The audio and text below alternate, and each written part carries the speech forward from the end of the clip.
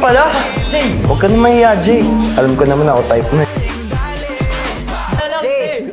Sorry. Mimi ka na ako, Sorry. Obvious naman na ako yun eh. Kaya nga tinutulungan mo ako sa resto, di ba?